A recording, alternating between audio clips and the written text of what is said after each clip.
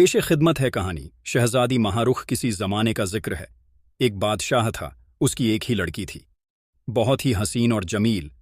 हर fun में ताक शह सवारी में शहरा आफाक बादशाह को और शहजादी को घोड़ों का बहुत शौक था। जो घोड़ा अच्छी नस्ल का सौदागर लाते थे, बादशाह मुंह मांगी कीमत देकर खरीद लेते थे। एक दिन एक सौदागर एक सफ़ेद घोड़ा लेकर आया। बादशाह ने बुलाकर देख तो वह इस कदर खूबसूरत था कि वह हैरान रह गए। उन्होंने हजारों घोड़े देखे थे, लेकिन ऐसा प्यार जानवर आज तक नजर से नहीं गुजरा था। उन्होंने सौदागर से कहा, इसकी जो कीमत तुम मांगोगे हम देंगे। सौदागर ने हाथ बांधकर अर्ज किया, हुजूर मालिको मुख्तार हैं, जो मर्जी आए दे दीजिए, लेकिन यह घोड़ा अजीबो गरीब है ना। आम घोड़े की तरह घास खाता है, ना दाना खाता है, ना पानी पीता है। इस वजह से कोई इसे नहीं खरीदता, क्योंकि हुजूर को घोड़े का बहुत शौक है, इस वजह से इसे यहां लेकर आया हूं। बादशाह और वजीर ने हैरान होकर कहा, फिर क्या खाता है? सौदागर ने कहा, हुजूर दाने की जगह तो ये बादाम अखरोट किशमिश खाता है, और घास की जगह जाफरान खाता है, पानी के बदले दूध पीता है। बादशाह ने मुस्कुराकर कहा, खैर कोई बात नहीं, हम यही चीज इसको खिलाएंगे। सौदागर ने हाथ जोड़कर कहा, हुजूरे वाला को मैं धोखा नहीं देना चाहता, इसमें एक ऐब भी है। बादशाह ने पूछा, ऐब किया है? वह भी बता दो। सौदागर ने कहा, हुजूर ये अपनी पीठ पर किसी को सवार नहीं होने देता, इसी वजह से किसी ने आज तक इतनी हसीन चीज को नहीं खरीदा। बादशाह ने कहा, कोई हर्ज नहीं है, हमारी सवारी के लिए और सैकड़ों घोड़े मौजूद हैं। सौदागर खामोश हो गया।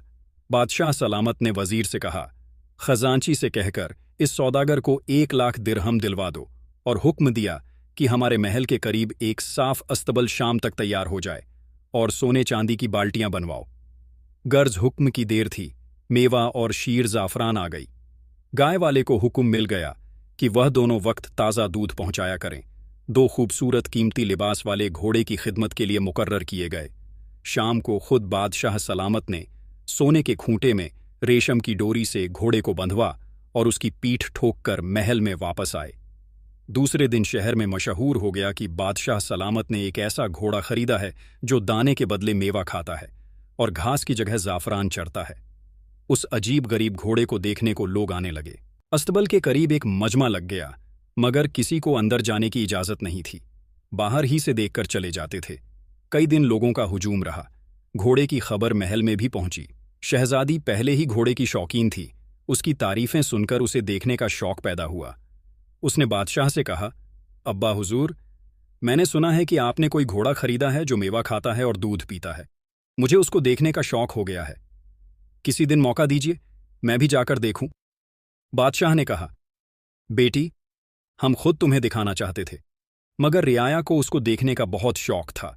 हमने सोचा पहले यह लोग देख लें, तुम इत्मीनान से देखना, अब कल पर्दे का इंतजाम हो जाएगा, तुम जाकर देख लेना, लेकिन खबरदार सवारी की कोशिश नहीं करना, वह बहुत ही शली जानवर है, किसी को अपने करीब आने नहीं देता।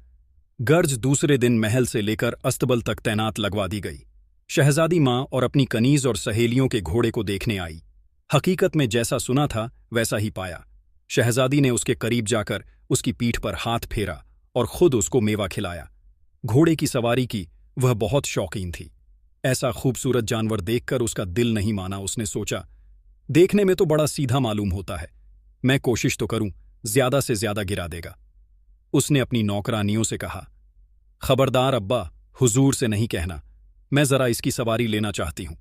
सबने बहुत मना किया, लेकिन वह बगैर कांठी बगैर जीन के कूदकर नंग की पीठ पर सवार हो गई। घोड़ा गर्दन झुकाए खड़ा रहा है। शहजादी ने अपनी साथ वालियों से कहाँ देखा तुम्हें, खामखा लोगों ने बदनाम कर रखा था। देखो, यह तो कुछ भी नहीं बोला। वह घोड़े पर से उतर आई और प्यार से उसके पीठ पर हाथ फेरने लगी। लौंडिया को ताकीद कर दी कि अम्मा जान के आगे भी जिक्र नहीं करना, वह नाराज होंगी। थोड़ी देर ठहर कर शहजादी अपने महल में वापस आ गई। शाम को घोड़े को मेवा दिया जाता था। आज उसने मुंह नहीं लगाया। दूध की बाल्टी सामने रखी गई, उसने मुंह फेर लिया। जाफरान दिखाई, उस पर भी मुंह नहीं। माशाहितों ने ख्याल किया शहजादी साहिबा आई थी, वह उसे ज्यादा मेवा खिला गई होगी, इस वक्त ख्वाहिश नहीं है। दूसरे दिन सुबह भी घोड़े ने न कुछ खाया न पिया, गर्दन झुकाए खड़ा रहा। साइस सो ने दरोगा अस्तबल को खबर की। वह घबराया हुआ आया, घोड़े की पीठ थपथपाई। प्यार किया, अपने हाथ से खिलाने पिलाने की कोशिश की, मगर उसने किसी चीज को मुंह नहीं लगाया। खामोश खड़ा रहा। बादशाह के पसंदीदा और कीमती चीज थी।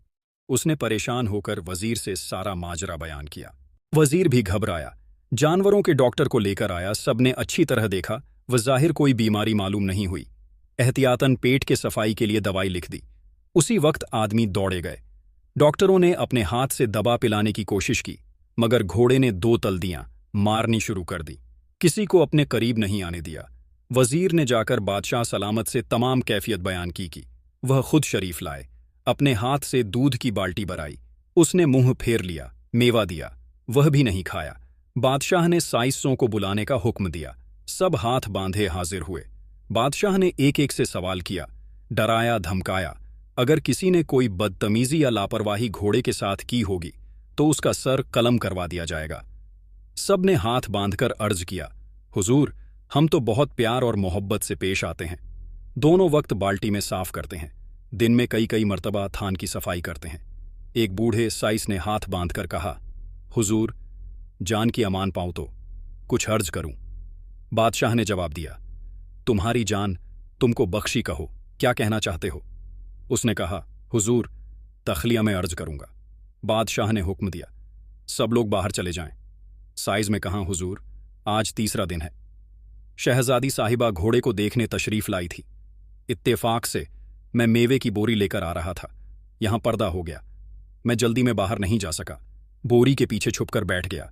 शहजादी साहिबा घोड़े को देखकर बहुत खुश हुई, अपने हाथ से मेवा खिलाया। बड़ी देर तक उसकी पीठ थपथपाती रही। घोड़ा खामोश गर्दन झुकाए खड़ा रहा। उन्होंने अपनी सहेलियों और कनीज से कहा, यह तो बड़ा सीधा और नेक जानवर मालूम होता है, मेरा दिल चाहता है इस पर सवारी करूं। सबने बहुत मना किया, मगर शहजादी साहिबा घोड़े की सवारी की बहुत शौकीन है। झट उसकी नंगी पीठ पर सवार हो गई। वह खामोश खड़ा रहा। शहजादी साहिबा बहुत खुश हुई और उसकी पीठ ठोंक कर चली गई। बस हुजूर, उस वक्त से इसने खाना पीना छोड़ दिया और हर वक्त आंखों से पानी बहता रहता है, मालूम होता है रो रहा है। बादशाह ने थोड़ी देर खामोश रहने के बाद कहा, अच्छा तुम जाओ, मगर खबरदार किसी के आगे जिक्र नहीं करना, वरना तुम्हारा जन्म बच्चा कुल्लू में पिलवा दिया जाएगा। साइज ने कदमों में गिरकर कहा, हुजूर, कभी मुंह से भांप नहीं निकालूं। बादशाह सलामत उसी वक्त महल में आए और शहजादे को बुलाकर कहा, बेटी, वह घोड़ा जो हमने अपनी पसंद का लिया था 3 दिन से बीमार है, ना खाता है ना पीता है, गर्दन झुकाए खड़ा रहता है। शहजादी ने अफसोस के लहजे में कहा, अब्बा जान, यह तो बहुत बुरा हुआ, उसका इलाज होना चाहिए, बहुत नायाब चीज है। बादशाह ने कहा, हाँ बेटी, मुझे भी बहुत परेशानी है, इलाज कैसे हो? वह किसी को अपने करीब नहीं आने देता, दौलतियां चलाता है। शहजादी ने कहा, अब्बा हुजूर, अगर आप इजाजत दे तो मैं भी जाकर देखूं, मुझे तो वह बहुत पसंद आया है। बादशाह खुद यही चाहते थे कि देखें साइज की बात कहां तक सही है। उसी वक्त पर्दे का इंतजाम हो गया। बादशाह सलामत खुद लड़की को लेकर अस्तबल में आए। जैसे ही शहजादी पहुंची, घोड़े ने मुंह उठाकर उसकी तरफ देखा। उसने प्यार से उसकी पीठ थपथपाई और मेवा जो बाल्टी में रखा था वह अपने हाथ से खिलाने लगी।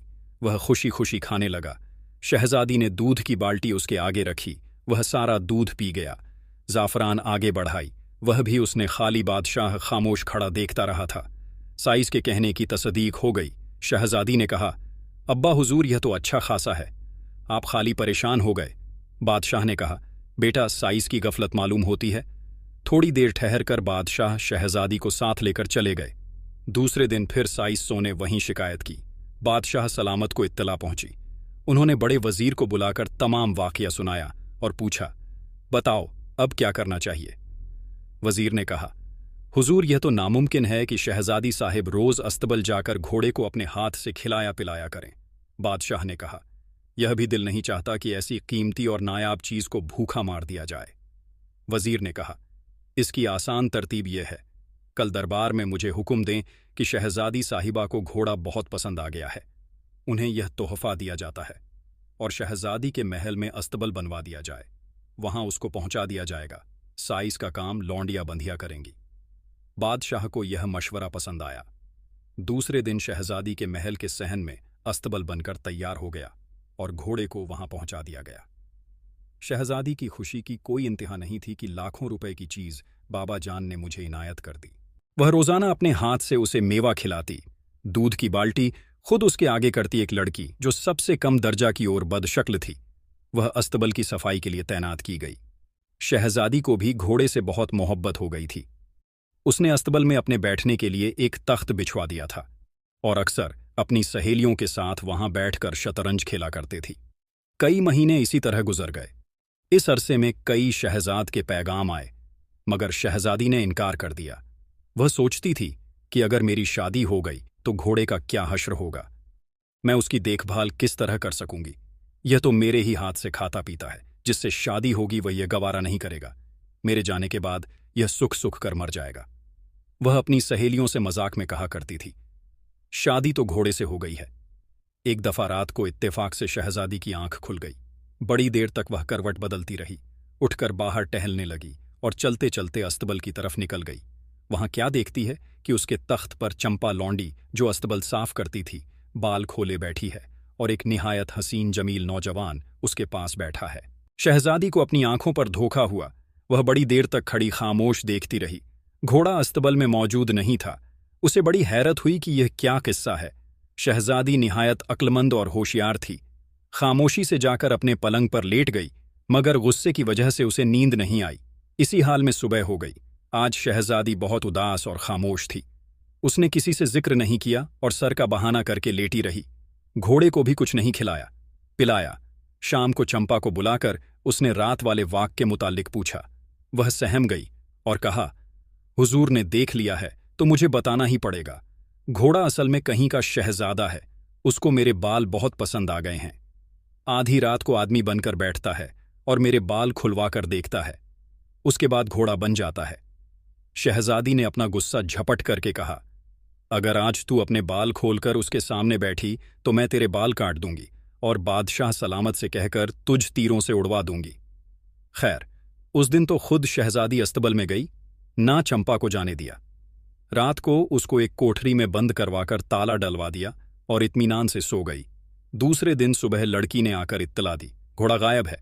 शहजादी ने कहा, जाओ चंपा को बुलाकर लाओ।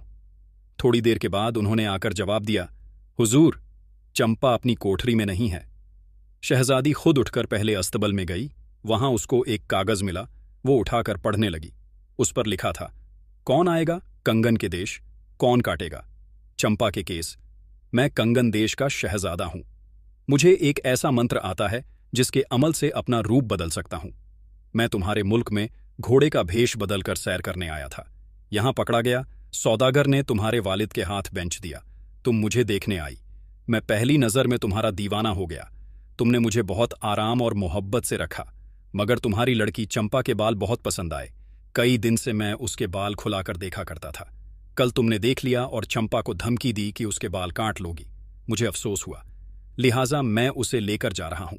सिर्फ उसके बाल देखने को तुम्हें जिंदगी भर नहीं भूलूंगा। न किसी दूसरी लड़की से शादी करूंगा।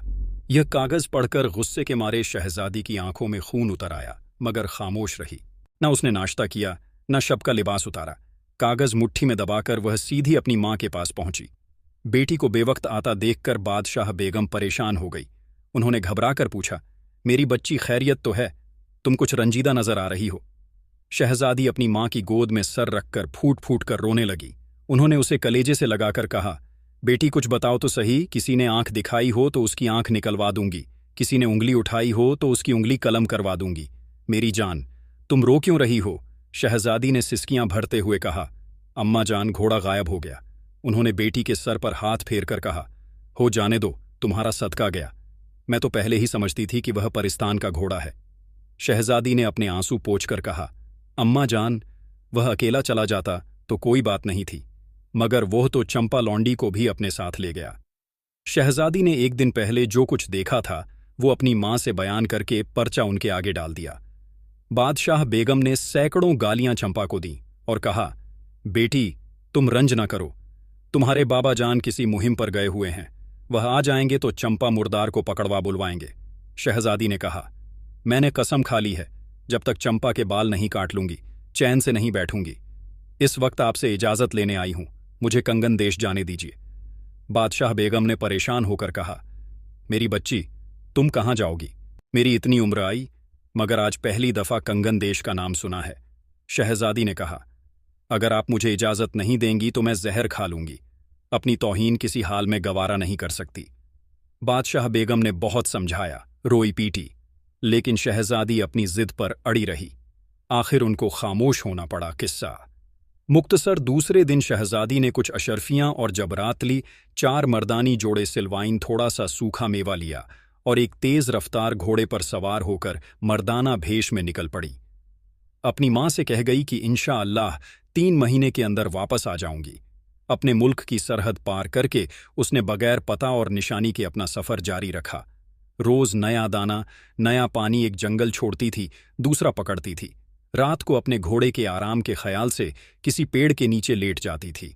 गुस्से में न उसको डर था न खौफ। कोई आबादी नजर आती तो वह कंगन देश का पता पूछती, मगर हर शौक से इनकार करता। किसी ने यह नाम नहीं सुना था। 1 महीना इसी तरह गुजर गया, मगर शहजादी मायूस नहीं हुई। उसको यकीन था कि कभी न कभी अपनी कोशिश में कामयाब जरूर होगी। एक दिन वह सोकर उठी तो सामने उसको ऐसा जंगल नजर आया, इसके आगे जाना नामुमकिन था। गोया दरख्तों की एक दीवार थी जिसने आगे जाने का रास्ता रोक लिया था। वह बहुत परे न हुए कि अब क्या होगा, क्या मुझे नाकाम वापस जाना पड़ेगा? मगर ऐसा तो मैं हरगिज नहीं करूंगी। या तो चंपा के बाल काट कर ले जाऊंगी या इसी जंगल में दरिंदों की खुराक बनूंगी। वह अल्लाह का नाम लेकर खड़ी हो गई और खंजर अपने कमर से निकालकर पेड़ों के टहनियां काटनी शुरू कर दी। 1 घंटे की कोशिश के बाद उसको अंदर एक रोशनी नजर आई। आखिरकार कुछ देर के बाद उसने इतना रास्ता बना लिया कि एक आदमी आसानी से अंदर जा सकता था। वह बहुत थक गई थी। कुछ देर आराम करके उसने अपने घोड़े को प्यार किया और खंजर हाथ में लेकर जंगल में दाखिल हो गई। उसकी हैरत के इंतहा नहीं रही जब उसने देखा कि आगे एक मैदान है और उसमें एक झोपड़ी बनी हुई है। वह दबे पांव झोपड़ी के करीब गई और अंदर झांका। वहां क्या देखती है कि हिरण के खाल पर एक बूढ़े शख्स, जिनकी पलकें नाक पर पड़ी दिख रही है और दाढ़ी जमीन तक लटक रही है, आंखें बंद किए तस्बीह 1000 दाना लिए बैठे हैं। शहजादी डर के मारे थर थर कांपने लगी। उसके हाथ से खंजर गिर पड़ा। उसकी आवाज पर उन बूढ़े शख्स ने दोनों हाथों से अपनी पलकें उठाकर शहजादी की तरफ देखा, फिर खंजर को देखकर पूछा, बेटी, क्या हमें कत्ल करने आई है? शहजादी डर के मारे उनके कदमों पर गिर पड़ी और कहा, बाबा, भला कहीं ऐसी गुस्ताखी हो सकती है? मैं तो एक कमजोर लड़की हूं, एक जरूरत से अपने घर से निकली हूं। बाबा ने उसके सर पर हाथ फेर कर कहा, बेटी, तेरे ऊपर क्या मुसीबत पड़ी है? बयान कर। शहजादे ने सारा किस्सा सुनाया। बाबा ने मुस्कुराकर कहा, वह लड़का ऐसा ही मन चला है। मैंने ही उसको वह मंत्र सिखाया था, मगर उसने तुम्हारे साथ दगा किया है। अब वह अमल भूल जाएगा। शहजादी ने हाथ जोड़कर कहा, बाबा, आप मुझे कंगन देश का पता बता दें, मैं अपनी तौहीन का बदला लूंगी। बाबा ने कहा, मगर बेटी, किसी को कत्ल नहीं करना। शहजादी ने कहा, नहीं बाबा, मैं तो सिर्फ अपनी लड़की के बाल काटकर वापस चली जाऊंगी। बाबा ने कहा, इस जंगल के आगे कंगन देश है। अगर तुम अंदर से चली जाओ तो सूरज रूब होने से पहले शहर में दाखिल हो जाओगी। शहजादी ने हाथ जोड़कर कहा, बाबा, मेरा घोड़ा अंदर कैसे आएगा? मैं भी मुश्किल से आई हूं। बाबा ने कहा, हम जो खुद का नाम लेकर उसकी रस पकड़कर ले आओ। शहजादी जिस रास्ते से अंदर आई थी उसी रास्ते वापस घोड़े के पास आई और बाबा के कहने से वह घोड़े को लेकर दाखिल हुई। उसी वक्त उसे वह रास्ता मालूम हुआ। बाबा ने हाथ के इशारे से शहजादी को दूसरी तरफ जाने का कहा। वह अदब से सलाम करके आगे बढ़ी। अब मैदान साफ था। वह घोड़े पर सवार हो गई। थोड़ी दूर गई थी कि शहर पनाह की हसीन नजर आने लगी। उसने घोड़े की रफ्तार तेज कर दी। वह खुशी से फूली नहीं समाती थी। उसकी मंजिल सामने नजर आ रही थी। अभी सूरज गुरूब नहीं हुआ था कि वह शहर में दाखिल हो गई। नई जगह, अजनबी लोग, सारे दिन की थकी हारी सोचने लगी, कहाँ ठहरूंगी? लोग उस 9 उम्र लड़के का हुस्न जमाल देखकर हैरान रह गए। परदेसी समझकर हर शख्स ने उसको अपने यहां ठहरने की दावत दी, मगर उसने सबका शुक्रिया अदा करके किसी सराय का पता पूछा। गर्ज किसी अल्लाह के बंदे ने उसको एक सराय में पहुंचा दिया भी। भटियारी ने हाथों हाथ लिया। उसके ठहरने के लिए एक कोठरी खोल दी। पलंग, बिस्तर, हर चीज वहां मौजूद थी। शहजादी ने खुदा का शुक्र अदा किया। अपने कपड़ों का थैला एक तरफ रख घोड़े को ले जाकर अस्तबल में बांधा और हाथ मुंह धोकर पलंग पर बैठ गई। थोड़ी देर के बाद बी भटियारी खाना लेकर आ गई। आलू का सालन शोरबा पानी की तरह पतला, एक बोटी, एक आलू का कतला, मसूर की दाल, वो भी दाल अलग पानी अलग, तनूर की 2 मोटी मोटी रोटियां। शहजादी ने भला ऐसा खाना कहाँ खाया था, लेकिन इस वक्त में 1000 नेमत मालूम हुआ। खूब पेट भर के खाया और टांगे फैलाकर बेखबर सो गई। सुबह को जब सूरज काफी चढ़ गया तो बी भटियारी ने आकर जगाया। ए नया मुसाफिर, तुम तो ऐसे घोड़े बेचकर सोए कि उठने का नाम नहीं लेते। नाश्ता ठंडा हो रहा है। शहजादी घबराकर उठ बैठी। उसने बी भटियारी से कहा, मेरे घोड़े को दान घास दे देना। भटियारी ने हंसकर कहा, मियाँ, मुसाफिर सारी उम्र इन्हीं कामों में गुजारी है। मैं मुसाफिरों की खिदमत करती हूं, मेरा मियाँ उनके घोड़े और खच्चर की देखभाल करता है। वो मटकती हुई चली गई। शहजादी ने उठकर मुंह धोया। भटियारी गुड़ का हलवा काला स्याह लेकर आई। एक गिलास में दूध नीला पानी शहजादी को दिया। उसने बहुत तारीफ कर करके खाया और भटियारी से कहा, मैं इस शहर में पहली दफा आया हूं। यहां का बादशाह कौन है? रियाया के साथ कैसा सुलूक करता है? यहां की कौन कौन सी इमारतें देखने के काबिल हैं? भटियारी ने जवाब दिया, मियाँ मुसाफिर, तुम बहुत खुशकिस्मत हो कि अब आए हो। 1 महीना पहले हमारा शहर मातम कदा बना हुआ था। हमारे बादशाह का एक ही लड़का है। वह कई महीने तक गायब रहा। बादशाह सलामत ने उसके गम में दरबार में आना छोड़ दिया था। माँ बाप दिन रात रोते थे। रात को सारे शहर में अंधेरा रहता था। खुदा खुदा करके 1 महीना वह आया है, मगर बजाय खुशी के बादशाह सलामत और बादशाह बेगम बहुत रंजीदा हैं। शहजादी ने पूछा, रंजीदा क्यों है? भटियारी ने कहा, मियाँ मुसाफिर, माँ बाप को अरमान होता है कि अपनी औलाद की शादी कहीं अच्छी जगह करें, मगर सुना है शहजादा एक काली कलूटी औरत को लेकर आया है और महल में उसको रखा है। कान गुनहगार हैं। देखने वाले कहते हैं लौंडी मालूम होती है। किसी को वहां जाने का हुक्म नहीं। बादशाह सलामत ने आज तक अपने महल में नहीं आने दिया। शहजादी ने मुस्कुराकर कहा, अपनी अपनी पसंद है। गर्ज भटियारी से ये हालत सुनकर उसकी कुछ इत्मीनान हुआ, बल्कि खुशी हुई कि यहां भी उसकी कोई इज्जत के निगाह से नहीं देखा। बी भटियारी ने बर्तन उठाकर जाते हुए कहा, मियाँ मुसाफिर, नहा धोकर तैयार हो जाओ। उसके बाद शहर की सैर को निकलो। जहां का शाही बाग देखना दूर दूर से आते हैं। शहजादी ने कहा, बी भटियारी, मुझे कुएं पर नहाने की आदत नहीं है, कोई पर्दे की जगह बताओ। उसने ठट्ठा लगाकर कहा, कहाँ वाह मियाँ मुसाफिर, तुम तो औरतों की तरह शर्माते हो। अभी कमसिन भी हो तो खैर मेरे साथ चलो। जहां मैं नहाती हूं वहां जाकर नहा लो। शहजादी ने गुस्ल किया, कपड़े बदले और तैयार होकर अपने घोड़े के पास आई। भटियारी बोली, शाहीबाग में घोड़े के ले जाने की इजाजत नहीं है। यहां से करीब ही है, रास्ते में किसी से पूछ लेना। फिर शहजादी सराय से बाहर निकली और पूछती पूछती शाहीबाग पहुंची। वहां क्या देखती है कि एक बुढ़िया मालन फूल चुन रही है। यह भी उसके पास जाकर खड़ी हो गई। उसने हमदर्दी कहा, बड़ी भी तुम्हारी कमर तो झुकी हुई है, तुम फूल चुनते चुनते थक गई हो। बुढ़िया ने निगाह उठाकर देखा तो एक निहायत खूबसूरत लड़का खड़ा उससे पूछ रहा था। बुढ़िया ने पूछा, बेटा तू कहां से आया है, किसका लाल है? शहजादी ने जवाब दिया, अम्मा मैं परदेसी हूं, तुम्हारे शहर की बहुत तारीफ सुनी थी, देखने आया हूं। ने पूछा, अच्छा बेटा तू कहां ठहरा है? शहजादी ने उसके हाथ फूल चुनवा हुए कहा, सराय में ठहरा हूं, इस वक्त जरा बाग की सैर करने चला आया हूं। बुढ़िया बोली, बेटा तुम्हें देखकर मेरा दिल बड़ा खुश हुआ। मैं अकेली रहती हूं, तू सराय में न ठहर, मेरे घर चल। भटियार सीधे साधे मुसाफिरों को लूट लेती हैं। शहजादी ने कहा, अच्छा अम्मा, तुम्हारे ही घर आ जाऊंगा, मगर इतनी मेहनत तुम क्यों करती हो? अब तो तुम्हारी टोकरी फूलों से भर गई, चलो मैं तुम्हारे घर तक पहुंचा दूं। बढ़िया ने उसे दुआएं देकर कहा, बेटा मेहनत ना करूं तो खाऊं कहां से? अब यहां से जाकर खाना पकाऊं, उसके बाद फूलों का गहना बनाऊंगी, रात को शहजादे की महल में लेकर जाऊंगी, उसकी बीवी को अपने हाथ से पहना कर आऊंगी, सिवाय मेरे किसी को जाने की इजाजत नहीं है।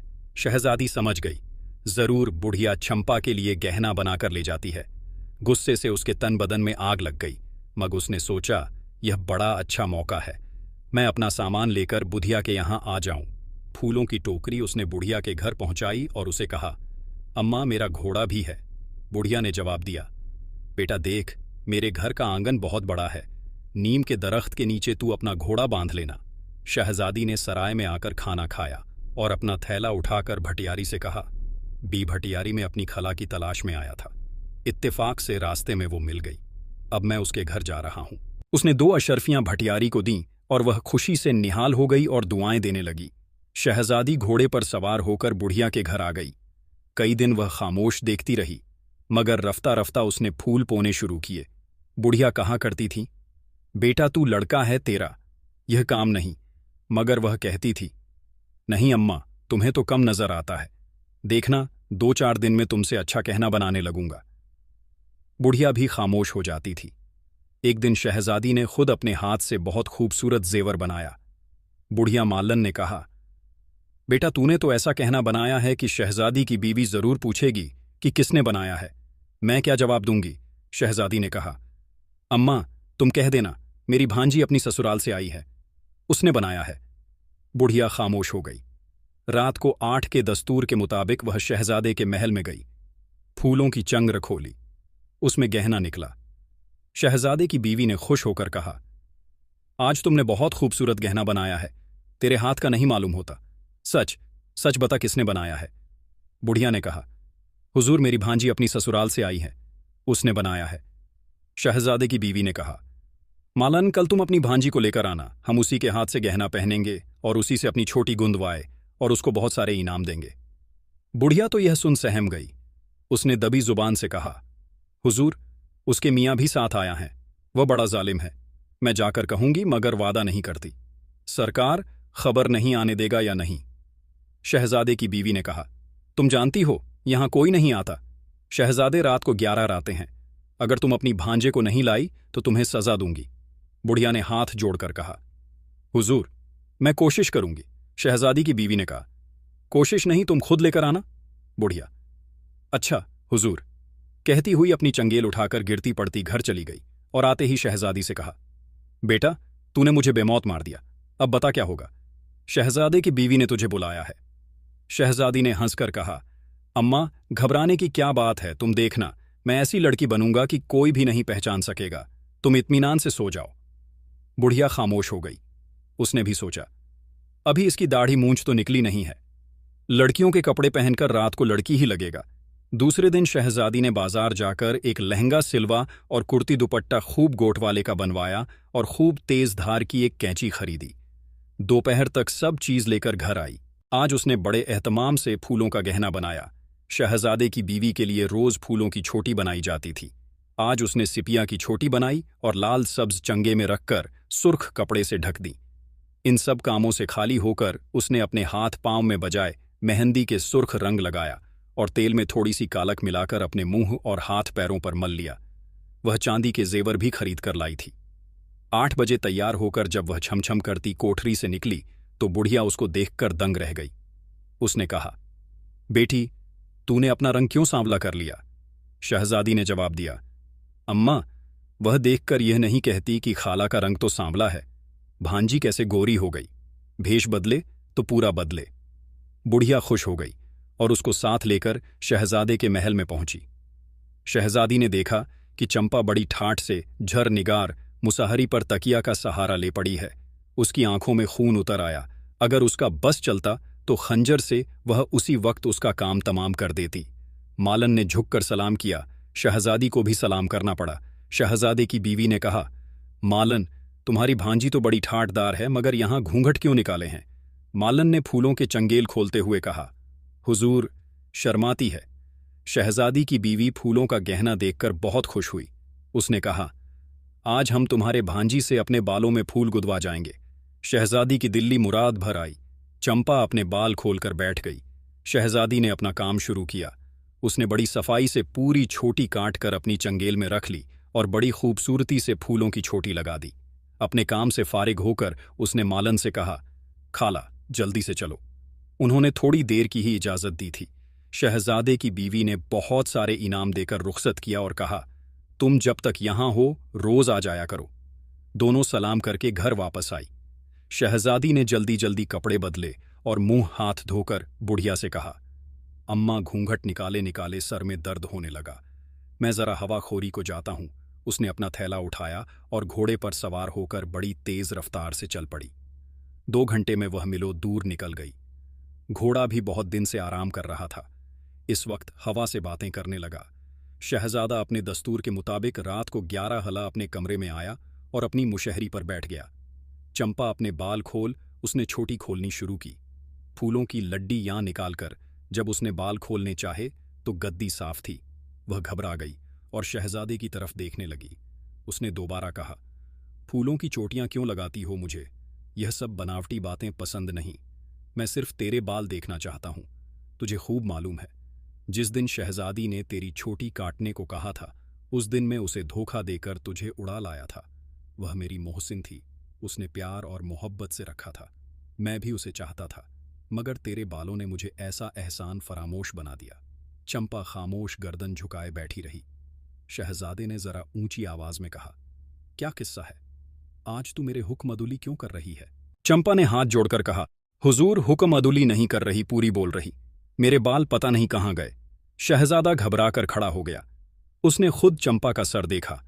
बजाय लंबे बालों के सिर्फ छोटे छोटे पट्टे रह गए थे। उसने चिल्लाकर जोर से एक थप्पड़ चंपा के मुंह पर लगाया और कहा, अब तू किस काम की है? मुझे तो सिर्फ तेरे बाल पसंद थे। सच सच बता, यहां कौन आया था? चंपा ने डरते डरते कहा, हुजूर, और तो कोई नहीं आया। बुढ़िया, मालन की भांजी आई थी। उसने मेरी छोटी गूंदी थी। शहजादे ने गुस्से के लहजे में कहा, वह बगैर हमारे हुक्म के यहां क्यों आई थी? हमने तो सिर्फ बुढ़िया को आने की इजाजत दे रखी थी। शहजादा गुस्से की हालत में टहल रहा था और बार बार कह रहा था कौन आया? कंगन के देश किसने काटे? चंपा के केश। उसकी नजर दरवाजे पर पड़ी जहां से मालन आई थी। वहां मोटे मोटे हरूफ में लिखा था, हमारे कंगन के देश। हमने कांटे चंपा के केस। शहजादी महारुख कुछ देर शहजादा ज्यों का त्यों खड़ा रहा। फिर उसने चंपा से कहा, शहजादी, तेरे बाल काट कर ले गई और तुझे खबर तक नहीं हुई। बेवकूफ, गद्दी चंपा ने कहा, हुजूर, शहजादी तो बहुत खूबसूरत है, वह लड़की तो बहुत काली थी। शहजादे ने गुस्से के लहजे में कहा, हकीकत में जाहिल आदमी का दिमाग बेकार होता है। देख, वह सामने लिख गई है। शहजादा फौरन बाहर चला गया। उसने सिपाहियों को हुक्म दिया, अभी बुढ़िया मालन को पकड़ लाओ और जो कोई भी उसके घर में हो उसे गिरफ्तार कर लाओ। हुक्म पाते ही सिपाही दौड़ गए। आधी रात गुजर चुकी थी। बुढ़िया लड़के के इंतजार में जाग रही थी। अचानक कहीं सिपाही घर में घुस आए और बुढ़िया को पकड़ वो रोने चिल्लाने लगी। अरे डाकू आ गए, मुझे बचाओ, सिपाहियों ने डांट कर कहा। हम डाकू नहीं हैं, शहजादे के सबके सिपाही हैं। उनके हुक्म से तुझे पकड़ने आए हैं। बता, तेरे यहां और कौन कौन है? बुढ़िया डर गई कि यह उस लड़के की वजह से मुसीबत आई है। शहजादे की बीवी ने पहचान लिया होगा कि वह लड़की नहीं है। उसने कांपती हुई आवाज में कहा, मेरे यहां और कोई नहीं है। एक मेरा भांजा आया हुआ था। 8 रात को वह घूमने गया था, अभी तक नहीं आया। मैं उसी के इंतजार में जाग रही थी। सिपाहियों ने कहा, अच्छा, तुम हमारे साथ चलो, शहजादे ने बुलाया है। सिपाही बुढ़िया को लेकर शहजादे के पास आए। बाकी उसके भांजे के इंतजार में वहीं ठहर गए। शहजादा बुढ़िया को साथ लेकर अपने कमरे में आया और हंटर उठाकर कहा, सच सच बता, आज तू किसको अपने साथ लेकर आई थी?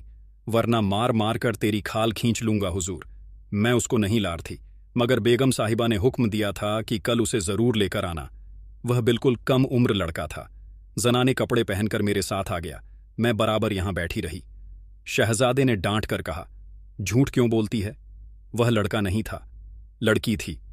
मालन ने हाथ जोड़कर सारा किस्सा सुनाया और कहा, हुजूर, मैं तन्हा रहती हूं, परदेसी समझकर रख लिया था। शहजादे ने कहा, अच्छा, सुबह तुम्हें फांसी दे दी जाएगी। सिपाहियों ने बुढ़िया को हवालात में बंद कर दिया। तमाम रात शहजादा जागता रहा। उसको चंपा के बाल कट जाने का अफसोस था और शहजादी की बहादुरी पर हैरत थी। उसने ऐसा खतरनाक जंगल कैसे पार किया? वह अपने ऊपर लानत मलामत कर रहा था। इस कदर खूबसूरत शहजादी को छोड़कर इस काली कलूटी लड़की को क्यों मुखातिब किया? हकीकत में यह उसकी बहुत बड़ी तौहीन थी। उसके बाप ने मेरे ऊपर लाखों रुपया खर्च किया। शहजादी मुझे अपने हाथ से खिलाती थी, घंटे मेरे पास अस्तबल में बैठे रहती थी। कई बड़े बड़े शहजाद के पैगाम आए, मगर उसने शादी से इनकार कर दिया। मैंने उसको अपनी सहेलियों से यह भी कहते सुना था कि मेरी शादी तो घोड़े से हो गई है। मैंने एक आर्जी चीज को पसंद किया। बाल कटने के बाद चंपा में कोई खूबी नहीं रही। मुझे उसकी सूरत से नफरत हो गई। सिपाहियों ने रात ही को सारी हकीकत कोतवाली शहर को बता दी थी और यह भी कह दिया था कि शहजादा साहब ने हुक्म दिया था, कल बुढ़िया को फांसी दी जाए।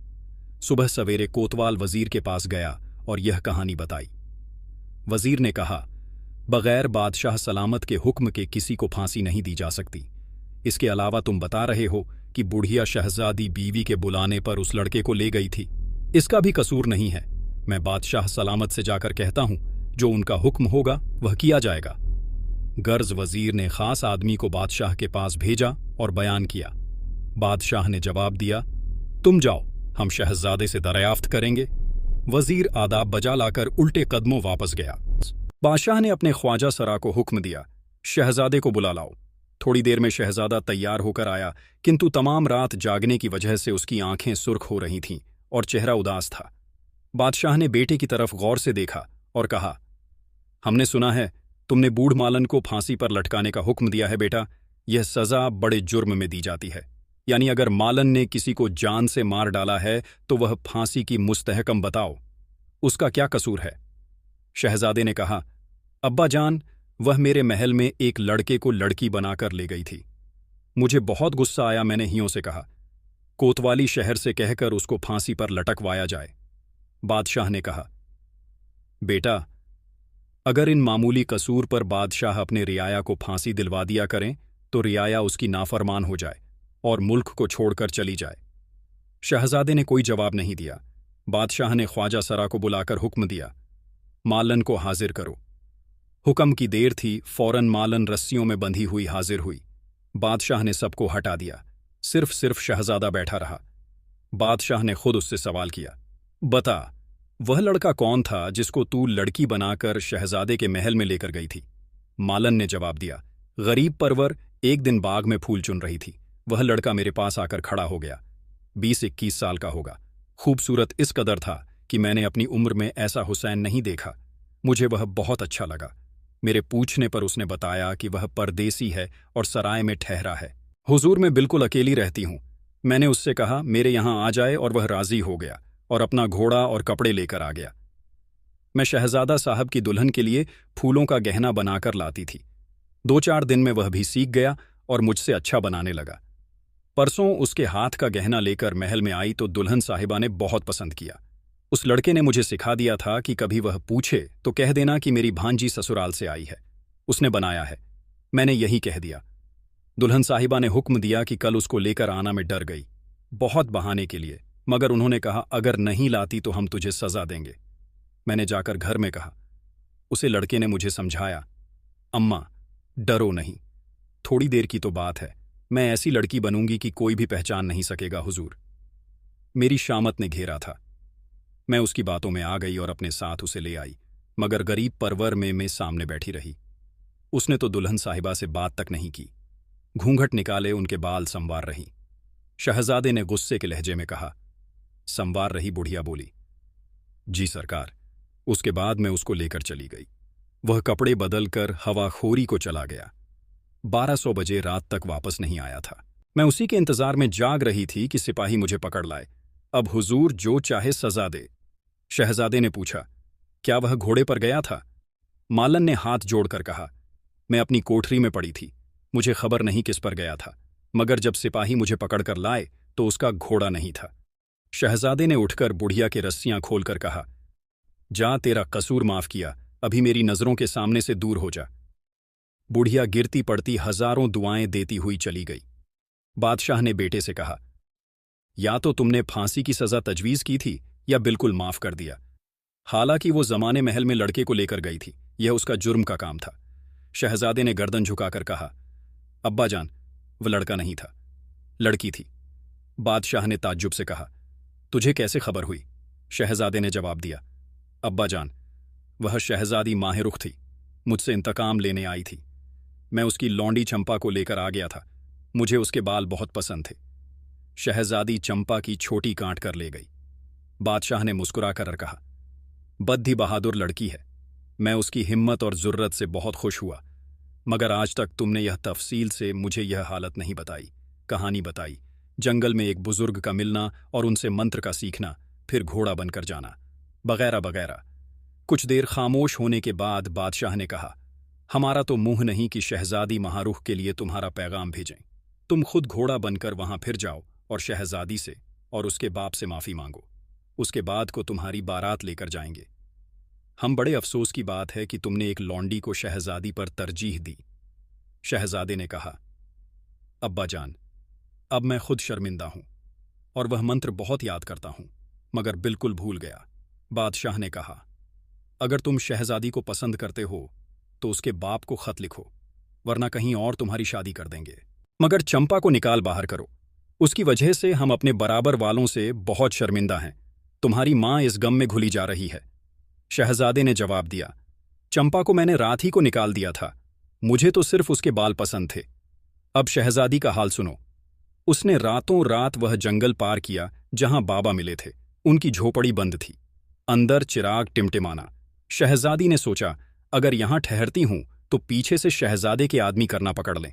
वह अपने घोड़े की राह से पकड़े खामोशी से बाहर निकल आई। अब सुबह हो गई थी। थोड़ी देर उसने आराम किया। घोड़ा अभी तक गया था। वह जंगल में चरता चुकता रहा। दोपहर से पहले वह फिर रवाना हो गई। इस तरह 2 दिन की मंजिल 1 दिन में तय करती हुई 15 दिन में वह अपने वतन वापस पहुंच गई। बादशाह बेगम और बादशाह लड़की की तरफ से मायूस हो चुके थे। महल में उदासी छाई हुई थी। अचानक शहजादी महल में दाखिल हुई। लड़कियां बायां खुशी खुशी बादशाह बेगम के पास इत्तला करने दौड़ी। शहजादी सीधी अपनी मां के पास गई और चंपा की छोटी उनके कदमों में डालकर कहा, अम्मा जान, मैं अपनी कोशिश में कामयाब हो गई। उन्होंने बेटी को कलेजे से लगा लिया। बादशाह को खबर पहुंची। वह फौरन आए। बेटी की पीठ थपथपाकर कहा, तुमने हमारे आने का इंतजार किया होता, हम फौज लेकर चढ़ाई करते। शहजादी ने कहा, अब्बा हुजूर, वहां कोई नहीं जा सकता। उसने मुफस्सिल हाल सुनाया। खैर, उस रात शहर में चिराग हुआ। गरीबों और मोहताज को खैरात तकसीम की गई। 1 हफ्ते तक शहजादी ने आराम किया, मगर वह खामोश और उदास रहती थी। न सैर तफरी से मतलब था, न शाह सवारी से, और शिकार का शौक रहा। अपने कमरे में मुंह सर लपेट पड़ी रहती थी। उसकी सहेलियों और कनीज ने बादशाह बेगम से कहा। एक दिन उन्होंने शहजादी को बुलाकर कहा, बेटी, मेरी और बादशाह सलामत की ख्वाहिश है कि तुम्हारी शादी कर दी जाए। शहजादी ने जवाब दिया, अम्मा जान, जिस दिन अब्बा हुजूर ने मुझे घोड़ा इनायत किया था, मैंने अपने दिल में अहद कर लिया था कि मैं शादी नहीं करूंगी। जब तक वह जानवर के रूप में रहा, मुझे उससे बेहद मोहब्बत हो गई थी, लेकिन इंसान के रूप में आकर उसने मुझे दगा दिया। शायद इंसान की यही फितरत है। अब मैं शादी नहीं करूंगी। मर्दों की जहन्नियत बड़ी खराब होती है। अगर आप किसी दूसरे शहजादे से मेरी शादी कर देगी तो वह किसी और लड़की को पसंद करेगा।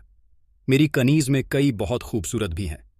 चंपा जैसी बदसूरत को उस शख्स ने पसंद कर लिया तो अब मुझे किसी पर भरोसा नहीं रहा। मेरी जिंदगी बहुत आराम से गुजर रही है। अब ज्यादा वक्त इबादत इलाही में सर्फ करूंगी। मैं एक मुसाफिर खाना बनवा रही हूं, जो कोई गरीब मोहताज हमारे शहर में आया करेगा। 3 दिन में उसको अपने मुसाफिर खाने में ठहराया करूंगी।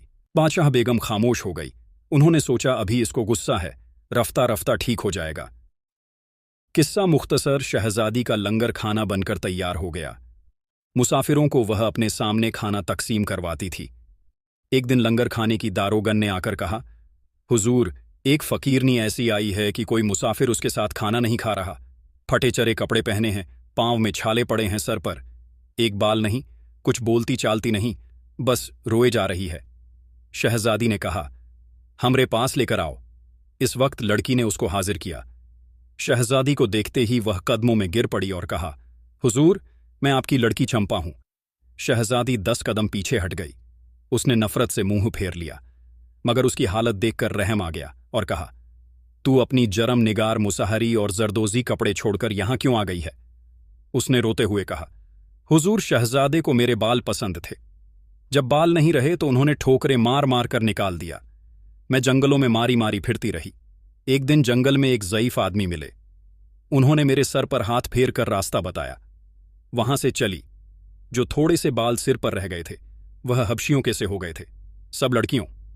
कनीज ने कहा, बहुत अच्छा हुआ, अपने मालिक के साथ दगा करने का यही अंजाम होता है। शहजादी ने उसको बादशाह बेगम के पास भेज दिया और कहलवाया, इसका कसूर माफ कर दिया। ये अपनी सजा को पहुंच चुकी, वह भी माफ कर दें। खैर, वह फिर शहजादे की खिदमत गुजारी में लग गई। शहजादी को अभी सुकून नहीं हुआ था। वह घोड़े शहजादे से बदला लेना चाहती थी। वह दिन रात इसी फिक्र में रहती थी। एक दिन बादशाह सलामत के पास कंगन देश का इची बहुत से तोहफे लेकर आई और शहजादे का खत लाकर उसने माफ़ी मांगी और शहजादे माहरुख से शादी की खास दरियाफ्त की थी। बादशाह ने इच्छिको को तो मेहमान खाने में ठहराने का हुक्म दिया और वजीर को बुलाकर मशवरा किया। उसने जवाब दिया, हुजूर, बगैर शहजादी के मशवरे के कोई जवाब नहीं देना चाहिए, क्योंकि घोड़ा आपने उन्हीं को मर्द फरमाया था। उसने उन्हीं के साथ धोखा किया। वह जो कुछ फरमाए उसके ऊपर अमल किया जाए। बादशाह महल में आए और अपनी बेगम को शहजादे का खत देकर कहा, तुम मेहरू को खत दिखा दो, जो कुछ वह जवाब दे हमें बता देना। बादशाह बेगम ने शहजादी को बुलाकर कहा, बादशाह सलामत तुम्हारी राय मालूम करना चाहते हैं। उसने कुछ वक्त के बाद कहा, अम्मा जान, मुझे एक रात की मोहलत दीजिए, सोचकर बताऊंगी। रात को वह बड़ी देर तक इस मसले पर गौर करती रही। उसको घोड़े से दिल्ली लगाव हो गया था। उसके जाने के बाद जो कुछ मुश्किल शहजादी ने झेली थी वह खुद ही समझती थी। जंगलों में मारी मार फिरी, शादी करने से इनकार कर दिया। अब खुद शहजादा है, इनकार नहीं करना चाहिए, मगर जिस तरह उसने मेरा जी जलाया है मैं भी उसको जलाऊंगा। बनाया और मुतमिन होकर सो गई। दूसरे दिन उसने अपनी एक सहेली की मफत बादशाह बेगम से कहलवान से कह दे कि अगर हकीकत में वह शादी करना चाहता है तो खुद कर माहरुख से बात करें। शादी के मामले में वह अपनी आप बुखदर है। किस्सा कोताहा यहां से भी बादशाह ने अपने मुल्क की बेहतरीन तोहफात देकर ईंची को रुखसत किया। शहजादा फौरन राजी हो गया और अपने खास मुशीर को साथ लेकर रवाना हो गया। कुछ दिन के बाद वह शहर में दाखिल हुआ। इत्तला मिलते ही बादशाह ने वजीर को उसके इस्तकबाल के लिए भेजा और एक खास महल में उसके ठहरने का इंतजाम करवा दिया। दूसरे दिन सुबह शहजादी ने अपने खास बाग में, जहां शाह सवारी की मशक करती थी, शहजादे से मिलने का वक्त मुकर्रर किया और शाही लिबास पहनकर अपनी सहेलियों और कनीज को साथ लेकर बाग में गई। इसके अलावा चंपा को शहजादी का सा लिबास पहनाकर उसके सर पर ताज रखा और एक निहायत कीमती घोड़े पर सवार कराकर अपने साथ लिया। मुकर्रर वक्त पर शहजादी को बाग में पहुंचा दिया गया। यहां क्या देखता है कि शहजादी एक हबशी गुलाम के साथ शाह सवारी की मशक कर रही है। वह गुस्से से कांपने लगा और अपनी कमर से खंजर निकाल लिया। शहजादी उसके इस्तक्ल को आगे बढ़ी। चंपा और सब कनीज को वहीं ठहरने का हुक्म दिया। उसमें शहजादे के करीब जाकर कहा, आपकी तशरीफ और बेबी से बड़ी खुशी हुई। उसने कोई जवाब नहीं दिया और खंजर मियानगंज में पूछा, तुम किसके साथ गुदा दुद्दा कर रही थी? शहजादी ने मुस्कुराकर कहा, आपके गुलाम के साथ। शहजादे ने इंतहा गुस्से की हालत में कहा, मेरा गुलाम यहां कैसे आया? शहजादे में हंसकर कहा, जैसे मेरी लड़की कंगन देश गई थी। शहजादे ने अपने खंजर को उठाते हुए पूछा, क्या तुम अपने साथ लाई हो? शहजादी ने जवाब दिया, आपको मेरी लौंडी पसंद आ गई थी, मुझे आपका गुलाम पसंद आ गया। शहजादी ने तेजी से आगे बढ़ते हुए कहा, क्या तुमने मुझे यहां जलील करने को बुलाया है? पहले मैं इस गुलाम का सर तन से जुदा करूंगा, फिर तुम्हें मारूंगा। मुझे नहीं मालूम तुम इस कदर जलील हो। शहजादी ने मुस्कुराकर कहा, शहजादे साहब, गुस्से में आपे से बाहर क्यों होते हैं? औरतें ऐसी हरकत नहीं कर सकती। वह एक दफा किसी से मोहब्बत करती हैं। मुझे घोड़े से मोहब्बत हो गई थी। उसने मेरे साथ दगा किया और मेरी अदना लड़की को लेकर चला गया और मुझे इश्तिहार दिलाकर गया। कौन आएगा कंगन के देश? कौन काटेगा? चंपा के केश मैं खुददार थी। अपनी तौहीन किसी हाथ में बर्दाश्त नहीं कर सकती थी। अगर आप मुझे ताना देकर नहीं जाते तो मैं कभी कंगन देश नहीं आती। अपना तमाम वक्त इबादत इलाही में गुजार देती। आपको मालूम है, मैं भी अपने माँ बाप की इकलौती बेटी हूँ। मेरी परवरिश बड़े नाज के साथ हुई थी, मगर मैंने कई महीनों जंगलों की खाक छानी है। आप चंपा के साथ ऐश आराम की जिंदगी बसर कर रहे थे और मैं शेरों और भेड़ियों के मुंह में थी। आपने मुझे पहले भी एक कमजोर लड़की समझकर धोखा दिया, लेकिन चंपा के बाल कट जाने के बाद आपके मुंह की खानी पड़ी और इस वक्त भी आप अपनी ताकत इस्तेमाल करना चाहते हैं। मेहरबानी करके आपकी चहीती नूरे नज़र चंपा है। अगर आप इसको ले जाना चाहते हैं तो शौक से ले जाएं, मुझे कोई एतराज नहीं होगा। शहजादे ने गर्दन झुकाकर कहा, मैं तुमसे बहुत शर्मिंदा हूं, बल्कि तुम्हारा गुनहगार हूं। तुमने मुझसे पूरा इंतकाम ले लिया। तुम्हें इस गुलाम के साथ देखकर मेरी आंखों में खून उतर आया था। शहजादी ने मुस्कुराकर कहा, और जब मुझे यह मालूम हुआ कि घोड़ा जिसको मैं अपने हाथ से खिलाती पिलाती थी और ज्यादा वक्त उसके साथ अस्तबल में गुजारती थी, वह चंपा को लेकर फरार हो गया, तो मेरे दिल पर क्या गुजरी होगी। शहजादे ने नदामत से कहा, बार बार इस जिक्र को ना दोहरा, मैं अपने कसूर की माफी मांगता हूं। शहजादी ने उसकी बात को नजरअंदाज करते हुए अपनी कनीज से कहा, शहजादे, साहब के लिए कुर्सी लाओ। बड़ी देर से खड़े हैं। शहजादे ने मुस्कुराकर कहा, मैं अपना अस्तबल देखना चाहता हूं। शहजादी ने जवाब दिया, जब घोड़ा नहीं रहा तो अस्तबल बेकार था, उसको मैंने मुसाफिर खाना बनवा दिया है। एक दिन वहां चंपा भूखी प्यासी भटकती फटे कपड़े पहने आई थी। उसने बताया कि उसके बाल काटने के बाद अपने ठोकरे मारकर उसको निकाल दिया है। बड़े अफसोस की बात है, जब औरत दिल से उतर जाती है तो मर्द उसके साथ यह सलूक करते हैं। शहजादा बोला, इस जिक्र को छोड़ो, ये बताओ, जिस मकसद के लिए मैं आया हूं उसके मुताल्लिक तुम्हारी क्या राय है? शहजादी ने कुछ देर खामोश रहने के बाद कहा, आप अब्बा जान के पास जाकर अपना मकसद बयान कीजिए, मैं उनका हुक्म नहीं टाल सकती। थोड़ी देर शहजादा यहां बैठकर बादशाह सलामत के पास गया और उनसे शादी की दरख्वास्त की। उन्होंने जवाब दिया, बेटा, मैं तुमसे मिलकर बहुत खुश हुआ, मगर तुम्हारे वालिद साहब की तरफ से पैगाम आना चाहिए। अगर हमने तुम्हारे कहने से यह रिश्ता मंजूर कर लिया तो उन्हें रंज होगा। शहजादे में गर्दन झुकाकर कहा, अब्बा जान की मर्जी से मैं आया हूं, वह आपसे बहुत शर्मिंदा है। मैंने आपको और शहजादी को दुख पहुंचाया था, उन्होंने मुझे भेजा है कि अपना कसूर माफ करवा कर आओ। बादशाह सलामत ने उसे सीने से लगाकर कहा, बेटा, हमने तुम्हें माफ किया, अपने वालिद को हमारा सलाम कहना और कहना कि हमारे यहीं एक लड़की है। अगर आप बजाते खुद बारात लेकर आए तो हम ये रिश्ता करने को तैयार हैं। गर्ज शहजादा उसी दिन रवाना हो गया। दोनों बादशाहों के दरमियान इची के जरिए शादी की तारीख मुकर्रर हुई और बड़ी धूमधाम से शादी की रस्म अदा हुई। तो प्यारे दोस्तों, यह कहानी थी शहजादी माहरुख और कंचन देश के राजकुमार की, जो कि घोड़ा बनकर आया था। इस कहानी के बारे में आपकी क्या राय है और यह कहानी आपको कैसी लगी? कमेंट बॉक्स में जरूर बताइएगा। साथ ही इसे लाइक और चैनल को सब्सक्राइब कर दीजिए।